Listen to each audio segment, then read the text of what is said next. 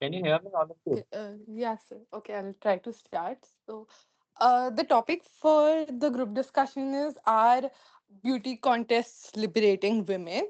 I think it's important to first define what we are considering as beauty contests, like in what context, because generally, of course, they go further than beauty. There are skills that are to be demonstrated. There is a question answer round. The candidates are judged based on their thought processes, but as a result of these competitions, sometimes we do see a rise in objectification of women, or personally, people's reaction to it. More than that, it's when someone maybe not conforming to Eurocentric beauty standards wins, or things like that happen. There is a voice of opinion that feel like, oh, this person wasn't beautiful enough to have won a beauty pageant. But I think we need to recalibrate what we see them as, because a lot of times they're more than just beauty, and they take into account things from your personality, from your thought process, from your mindset. And of course, sometimes you also have to show some skills that you are good at. So it's probably the perception that is more harmful than the actual uh, contest, is what I believe.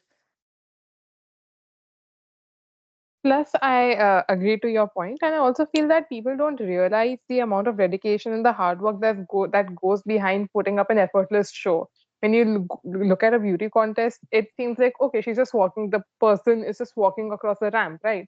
But it's not just that. There is a lot of work that goes into the form that you have to walk in, the way that you have to maintain yourself. And I'm not just talking about nutrition and physical health, but and fitness, but rather also in the terms of how you present yourself in the community, because especially if you go for higher level, like for example if you go to state or national level contests or international level contests, you are representing a set of community, and the way you carry yourself also holds a big pressure on you. So while people do tend to consider women in beauty contests just as models who are showcasing and nothing else, they don't realize the responsibility that they shoulder as a representative of the community where they are.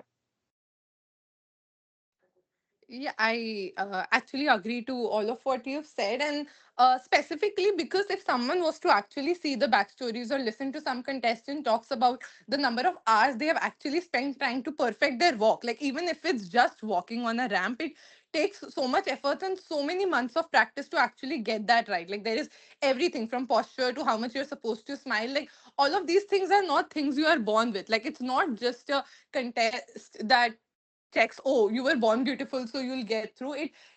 Takes into account so many things and a lot of years of dedication. So it is not just about being born with good looks or something. There are a lot of things that go into play, and people do put in real efforts. And a lot of times we'll see that people come from states and they haven't had many good opportunities, say education wise. Maybe they aren't from well to do families, and uh, cracking things like this gives them a leeway to get into, say, even acting, or ad shoots or something later on, which helps them make a career out of themselves, make a name. And Miss World is still considered kind of a glory. When someone brings it home, it's always celebrated. So it is, the person is celebrated. It's not just about being beautiful, or acing the beauty aspect of it. It does bring in pride to the country as well. Yes. So while I agree with all of the points that have been mentioned, there is definitely a lot of hard work going on behind the scenes. Uh, Looking at this statement, uh, which says beauty contests are liberating, I do question if they are actually liberating, if women are almost forced to fit into a certain mold to present themselves. I mean, instead of that, if it was a more inclusive environment where size, color, all of these things didn't matter as much, then it would be a more liberating environment. And especially because there's so much hard work going on behind it, and uh, I feel that sort of criticism is also justified when it comes to this aspect. To add to I what sorry, go ahead. to add to what Vidhi said, so they also have to follow a lot of the winners, especially they have to follow a lot of rules and regulations. as much as direct interference into their personal lives. I think there are, I think I don't remember which competition, but there is a rule that the current title holder of the pageant is not allowed to marry during their tenure. They have to wait till the crown passes. So it takes a lot. They try to dictate personal aspects of the life as well. And plus, I believe that, just adding on to this, uh, creating such an atmosphere in a, so we already live in a society where we expect so much out of women. So creating a role model which we consider to be flawless in all aspects just puts that pressure on women more rather than them being able to freely express themselves in terms of who they want to be. So that is one aspect that I agree with.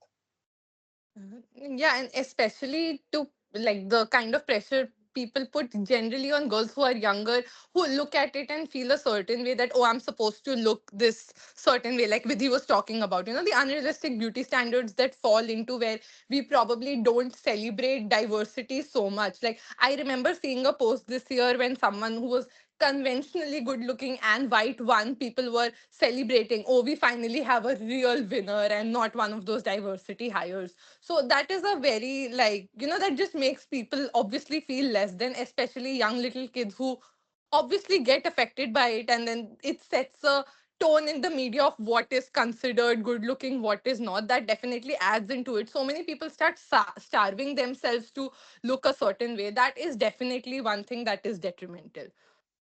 That being said, the diversity angle I feel is being worked upon. For example, if you see Victoria's Secret, they have started their own line of.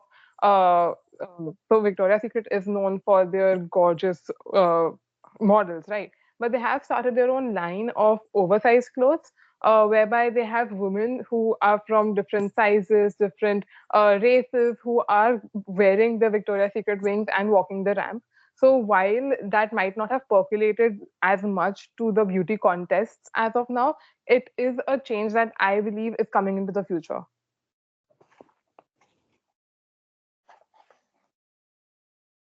And I think another thing, it's been a very long journey. I remember seeing posts, I think around 1910, some early 1900s, women were not allowed to wear even simple bathing suits to beaches. I've seen a post where a woman in the early 90s is being given a ticket by a policeman for wearing a covered one-piece suit.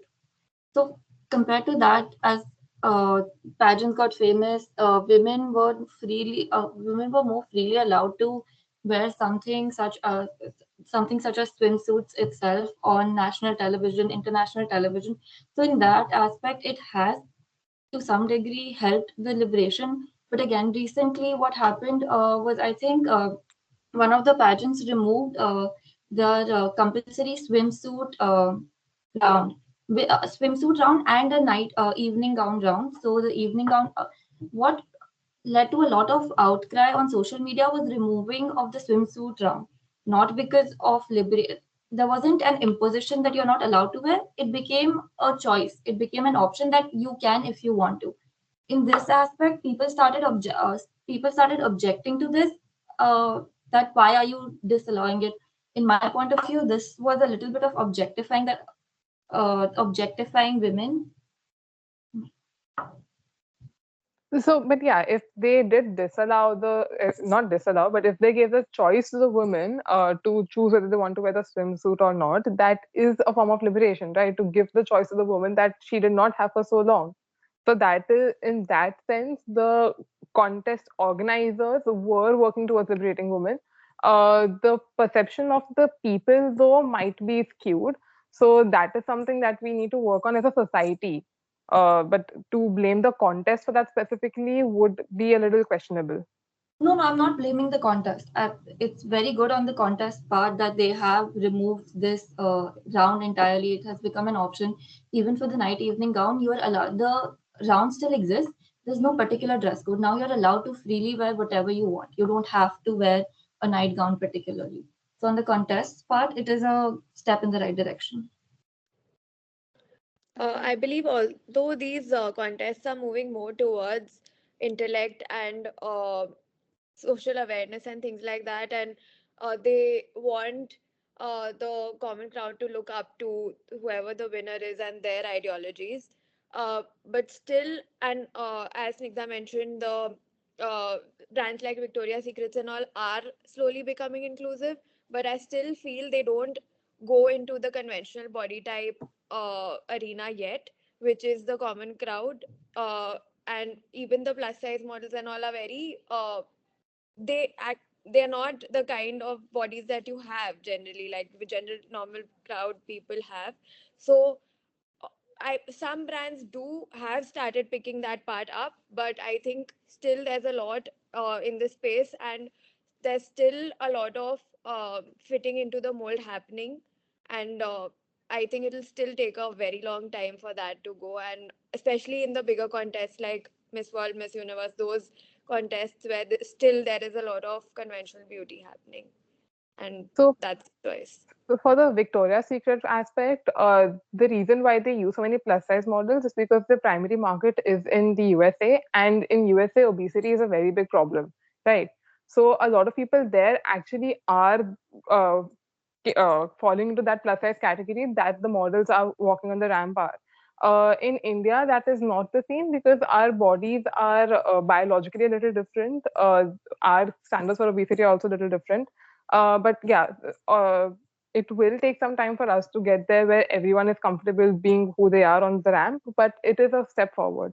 That being said, I feel that the intellect part of it, whether it is actually being used as a criteria or not effectively, is a little bit of a question because, for example, I'm sure all of us have seen the reel of that Miss America who fumbled and started talking about Iraq and Iran when she was asked a question about why there's so much uneducated why illiteracy in the US. So things like that might just put a question on the legitimacy of the intellect part of the judgment that they use. Yeah, that's exactly what I was. They're trying to move towards that direction, but it's still a little blur there. And about the different countries, I did agree they are moving towards a plus size model thing, and which is a very good sign. But uh, still, it's not very convincing for the general public yet. And also to add to the plus size debate that's going around, there are a lot of brands that do use them in campaigning, but a general concern amongst the users always is how quickly the oversized stock, gets over. Like if they launch something, the amount of stock they put in for oversized is very, very, very little. As opposed to others, like it goes over, like it gets sold out very quickly, and that again is, of course, like if you're trying to be inclusive, it would make sense to add more stock to it, right? Like if people are being made to fight for it when you still have small and excess sizes available for weeks and your oversized stock sells out very quickly, just using people on campaigning doesn't really send the message if you aren't catering to the demand.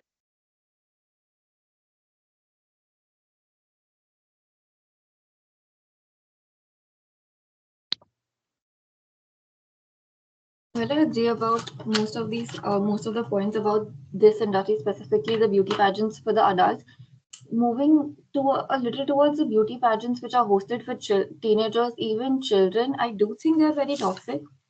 uh, like as you said, like they have the adult models, they work for hours, they perfect their walk, they perfect their smile, they perfect their answers, everything, putting this kind of a pressure on children who are as young as 8 9 year old, who don't even understand what is happening, what their parents or whoever the authority figure in their life is making them do, is a little toxic, especially for the children. For sure, it's a huge self esteem issue at that age, like not getting selected on anything. You don't understand the workings of the world properly, what is valued, what is not, and attaching your self worth to something like this, where maybe one person out of thousands will be selected after putting in so much efforts, might definitely not be the right thing. And of course, like you mentioned, the hours of preparation that go, like it can actually cause a lot of self esteem issues for teenagers and children specifically. When we talk about liberation, though, I think in a broader aspect, over a long period of time, that is, not in the current scenario, but when compared to the previous decades, where women were only restricted to the households, I believe that beauty pageants and beauty contests acted as a stepping stone for them to actually move out and try something new. So, in that sense, I think that it might be liberating. I agree. I think the problem lies more in how it's perceived and the messaging than the context itself. Like the context, like we were talking about swimsuit being removed and all of it. Like it, of course, leads to empowering choices and all of that. I think if the contest is treated and viewed as a source of entire personality and what a woman can bring to the table instead of just being watered down to beauty, I think if we achieve that, then it is definitely going to be a very liberating thing. Yeah, and from the discussion I've gathered, it's more about the perception of the public and the mindset uh, on looking at these contests rather than what is actually happening there uh, in terms of uh, getting the idea of liberation and things like that. It's more about the mindset of the people who are watching these contests. If they look at it with a certain point of view, like certain, yeah, viewpoint, then it's pointless. I mean, even if these contests try to promote uh, certain kinds of social growth and things like that, it's it wouldn't matter if the public is not willing to perceive it in that manner. I agree, especially in a community where every sect has their own do's and don'ts when things associated with women, which is unfortunate, but they do. Acceptance of a generalized pro forma for how a woman should be might come with the pinch of salt for all of them, which is why their perception of the beauty contest might not be the way it was intended to be when it was initiated. Yeah, and also I feel like we probably need to stop calling it a beauty contest. Maybe like if you're talking about so many other things that we can be judged upon, looked and choice and liberation, maybe we need to stop calling it a beauty pageant, Like maybe there would be other suitable things we could call it or something like that. Maybe we just stop need to associating the pageant with beauty and boiling it down to that. Yes, yes, Hmm. I definitely agree there. And especially with social media and all of these other multiple platforms that is available to women and the public in today's world, I don't think this is a very necessary or important way to go about promoting any sort of social cause or even the well-being of women for that matter. If Um, that requires them to fit into a certain mold and be a certain kind. With respect to not using the word beauty, I think that is something that is not some required to be changed because beauty is not necessarily referring to external or physical features, right? It can be we obviously know about what inner beauty is, right? That is something that we are trying to learn about, what we actually look for in someone that we interact with. So beauty is not restrictive to physical appearances, what a lot of us do assume. So instead of changing the word of a beauty pageant, rather than that, creating awareness that a beauty pageant refers to not only physical beauty, but overall the individual. That I think would be a better approach. I completely agree with you, and I definitely believe that inner beauty is something that we should take into account a lot more. But since we were discussing of the messaging and how it is perceived, I feel like realistically speaking, if we want a change now instead of trying to change the mentality of people, maybe shedding down the word beauty would stop people from associating beauty in a certain way. Of course, I agree completely that we shouldn't associate it like that, and that's a state of utopia perhaps that we would achieve in a few years, hopefully. But I think until then, it at least stops the conversation that we keep having. Oh, is this person beautiful enough to win a pageant, or things like that. So that's where I was coming from, but I do agree with your point definitely that it shouldn't just refer to physical beauty. Yes, yes, that is absolutely true. I think, in my opinion, as well. I mean, it's more difficult to change the perception of millions who take the word literally. We might have other ways of interpreting things, but uh, it would changing the name would be a easier approach. and would probably instill a little more acceptability in terms of looking at it beyond physical beauty. And because it's obviously very difficult to convince people who are not willing to be, who are not open to uh, changing their mindset or perception in this matter. In that scenario, I think most of the bigger beauty pageants aren't actually called beauty pageants anymore. Like we have the Miss World or the Miss Universe contests. They're not restricting themselves to beauty in that case. Yeah, no, we are just talking about a general beauty contest situation and Just not any as a particular one colloquial term, or perhaps, like say, how yeah. they're all bracketed.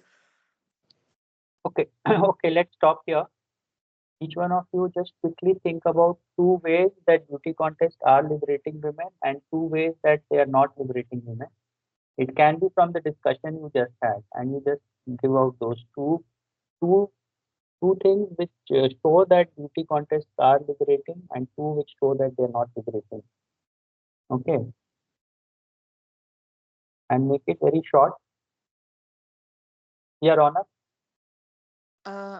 So I think they are liberating in terms that they provide opportunity, and they also give a lot of limelight or hope to people.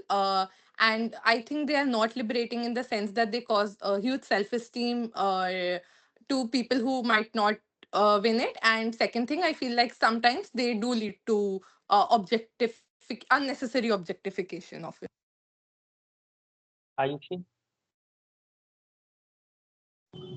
So for liberation, again, the way they're changing the standards, we talked about plus size, what is gaining more representation on bigger stages, and perception, how the perception of swimsuits have changed over a period of time. Also, like how, also to some part, how more people are exposed to more cultures. Different women from different parts of the world are able to present their culture on a bigger stage. As for not liberation, again, the objectifying thing, while the contests are not, that is not their motive, that is how it ends up becoming. And again, health issues, self-image issues, etc. Nikta, So for the point, basically that it gives opportunities to women, it helps them. It has helped them go beyond the threshold of their house, and it's giving them opportunities in different industries even after the contest. And the fact that they are given the choice to, like the swimwear thing, they are given the choice to wear what they want and what they don't. Against it is that it's putting a lot of expectations on the women, and it's affecting their mental and physical health and increasing objectification. Nidhi, In terms of giving liberation, I think it uh, it empowers women in a certain way and also puts attention on certain social matters that might be shadowed by the others, which might need equal attention at that moment or maybe just generally. And in terms of non liberating, the expectations of women to fit into a certain mold and the amount of effort and practice and just uh, that goes behind the whole show, that is maybe not liberating, and also the kind of perception that it creates in the general public for these contests and also for the women participating in them might okay, be a fine. drawback. I think it was a decent discussion and almost all of you participated well. I think you could have mentioned one more contest, which is Mrs. India and Mrs. World, where married women are also given a chance to showcase their talent and substance in them. Then many of these winners of these beauty pageants, they are made ambassadors of United Nations or World Health Organization and all. The negative about it is that in many times when the women from certain countries have won the contest, it is being said that it is for the cosmetic companies' benefit because they want to increase those sales in those targeted countries. That's why they choose women from those countries to be the winners. So these are few things that probably you could have added, but otherwise it was a very decent discussion and went on for a long time also. So can we go to one Uh, case now? Yeah, just one question here. Uh, the discussion at some point was swaying to other aspects in terms of going into that children pageant and all of that. So, is that something that we can do, or should we avoid? you can do it because it's part of the marketing of these cosmetic or beauty care product companies. So you can, but don't dwell on it too long. Okay. So, even if I the wouldn't topic say it was, was sorry. I wouldn't say it was too much off the mark, but yes, you cannot focus on that for a long period of time during Okay. the discussion. Anything else? Okay. So I'm reading out a case to you. You can think about it for 2 minutes, and then after that we'll discuss it. Uh, can you hear me, all of you? Can you hear me clearly? Yes. Yes, sir. Yes. Okay. Lata, a woman of 25 years, is performing very well at her present job in an insurance firm. After working for 5 years, she switches to a consumer goods firm. She does commendably well in her training, and in the first year, she is put in charge of a small region. Seeing her performance, she is given a larger area in South India with a pay hike. After some time, her boss receives complaints that she is not performing well. He appoints Mr. Tiwari to supervise her. After 2 weeks, Mr. Tiwari also reports the same. When questioned, Lata reacts by saying that she is working in a male dominated society. What should her boss do? Is the case clear? Yes, Shall sir. I read it out again? Yes, maybe if you could read it out again as well. Lata Swaminathan. Lata, a woman of 25 years, is performing very well at her present job in an insurance firm. After working for 5 years, she switches to a consumer goods firm. She does commendably well in her training and in the first year is put in charge of a small region. Seeing her performance, she is given a larger area in South India with a pay hike. After some time, her boss receives complaints that she is not performing well. He appoints Mr. Tiwari to supervise her. After 2 weeks, Mr. Tiwari also reports the same. When questioned, Lata reacts by saying that she is working in a male dominated society. So, what should her boss do? Okay, think about it. What would you do if you were Lata's boss? And I'll rejoin after 2 minutes. Okay.